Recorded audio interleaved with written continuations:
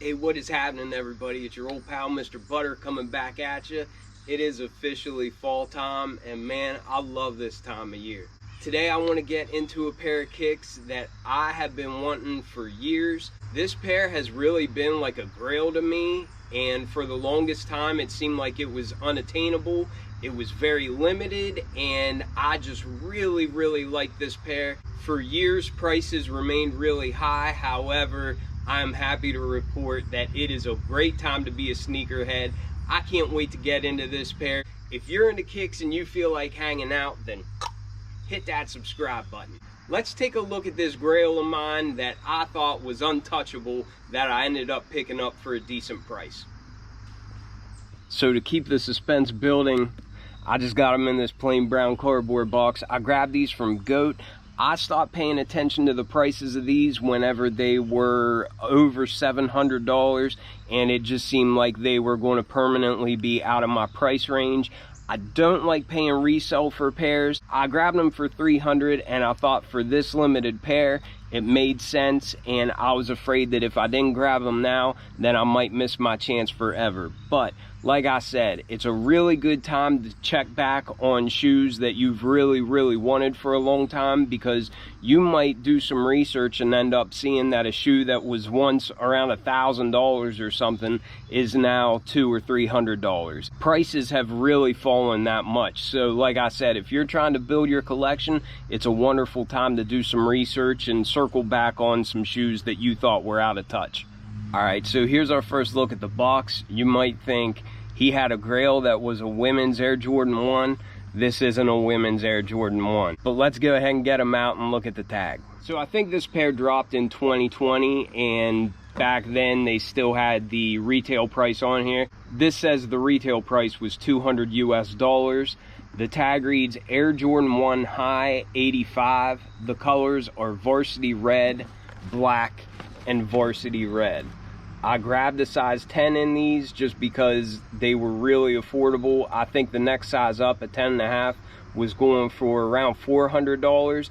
The asking price on these was actually around $350 or $375, and I had an offer sitting for $300 that ended up getting accepted. So sometimes that's something that I like doing with GOAT. You can just put a price up that you're comfortable with spending, and then if somebody's trying to sell for not much more than that, then a lot of times they'll just dip down and they'll accept your offer, and that's what happened with these. So $300 plus fees, they ended up being about $320. But anyhow, let's get into the kicks. So when I opened the box, the first thing that I saw on the top was these two dust bags.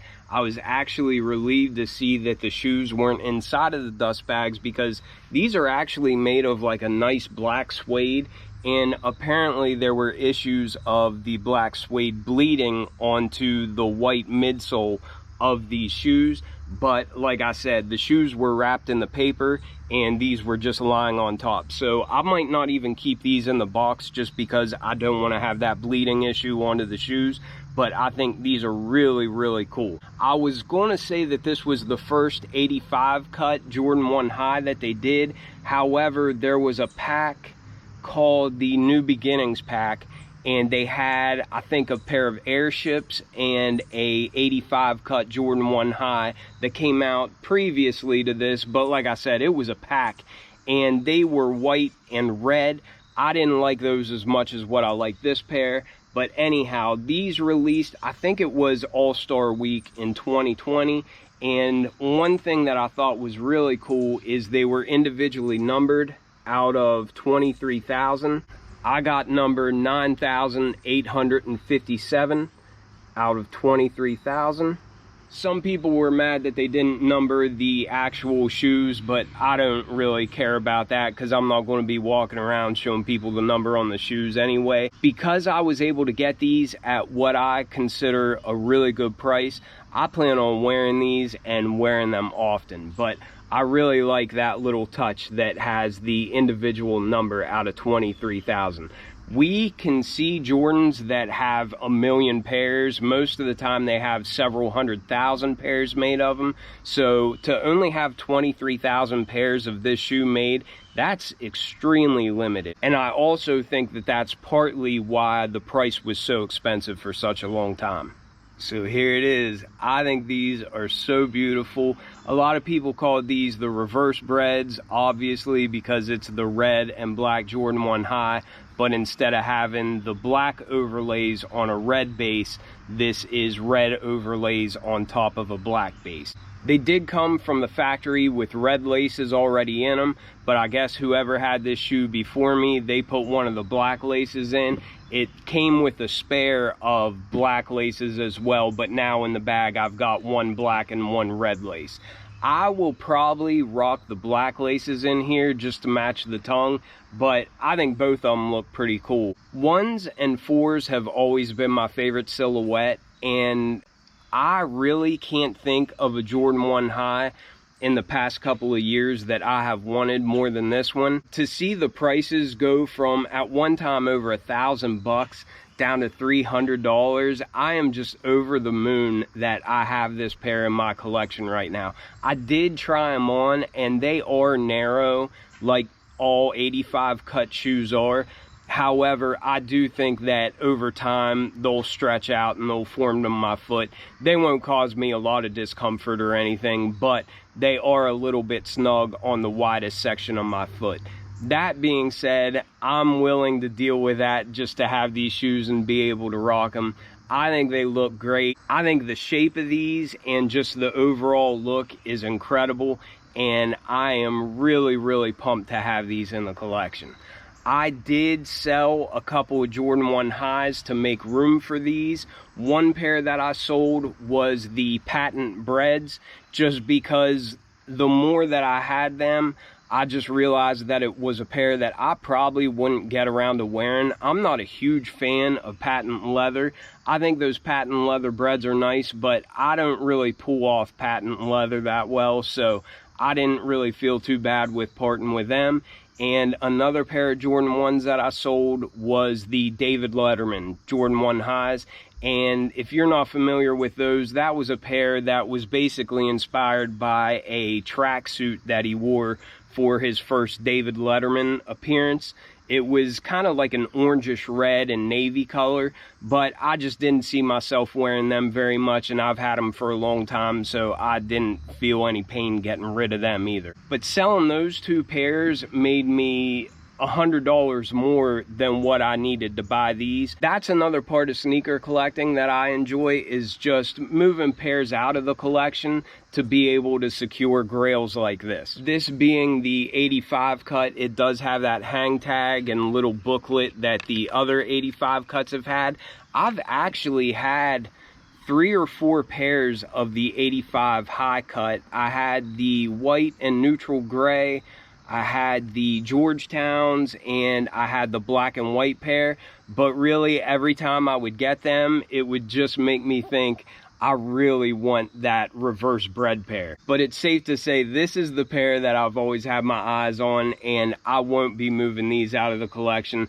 I plan on throwing these on feet and getting a lot of wear out of them. I'll do a quick little review, but y'all are pretty familiar with these anyhow. The tread pattern is tweaked a little bit from what we see on modern Jordan 1 Highs.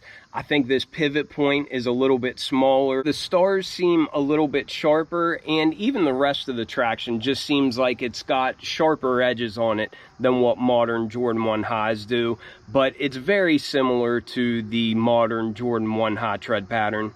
A more noticeable change to the 85 cut is the midsole, because of both the texture that we have on it and to the shape. It's a lot higher in the back than what it is in the front on the 85 cut, but for modern Jordan 1 Highs, it's more of just a straight line the whole way back. But I think these look really clean. I like how that bright white just really pops with this rich colored upper. And then, of course, this being an 85, this does have the thicker, heavier leather. I've heard people bash the leather on these over and over again, and I never get into like a argument with them or anything. However, to me, This leather is not garbage. It's heavy, it's stiff, but these are made to be like the shoes were back in 1985. And back then, they would give you a thicker, heavier material, and they were really just built to last, just like everything. Like, stuff now is built cheap so that it'll break and then you'll buy more and buy more. Well, back then in the 80s and even into the 90s, they built stuff to last, and that's how these are. So they don't feel real soft, it doesn't feel real buttery or anything, and you don't get all those little ripples on it. However, you'll be able to wear these for years and they'll be able to hold up just like the originals did.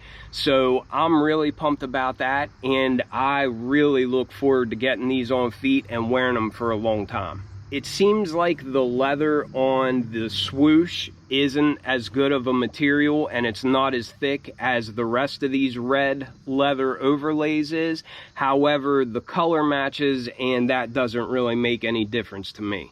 Just like the other 85s, this Wings logo is kind of raised up, and it's not a glossy black finish. It's got more of like a matte finish, and the Wings logo even looks a little bit different compared to the modern ones.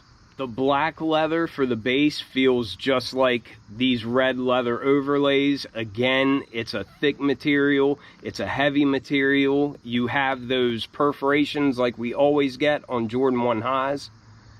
And then of course you can see that black leather on the side panels as well, and up here by the collar. The tongue feels pretty much the same as standard Jordan 1 highs, but I think the shape of the tongue is a little bit different. I think down here towards the bottom, the tongue is a lot more narrow than what it is on modern Jordan 1 highs, but it basically feels the same as what we get now. It's all black and has black piping, it has a black tag, and then it has red Nike Air branding on the top. Similar to all the other Jordan 1 high 85s that I had, it's got the size up here just inside the collar, and then I guess this is like the product or the style code as well, and I think that's a neat touch.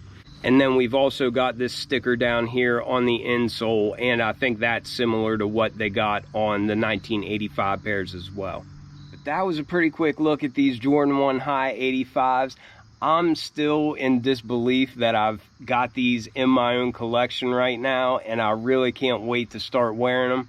Patience definitely paid off in this instance, because I would have never thought that prices would fall to as low as what they did. I don't know if they'll always be this affordable. I don't even really care. I'm just happy I was able to get them at a price that seemed reasonable for me. Let me know if there's any grails that you've had your eye on that prices have dropped on recently. You might want to circle back and look. You might be really surprised, and they might be way more affordable than what you think they are. I appreciate y'all watching. Let me know what you think of these. Let me know if you think this was a good pickup or not, and I will catch you on the next one. I'm out.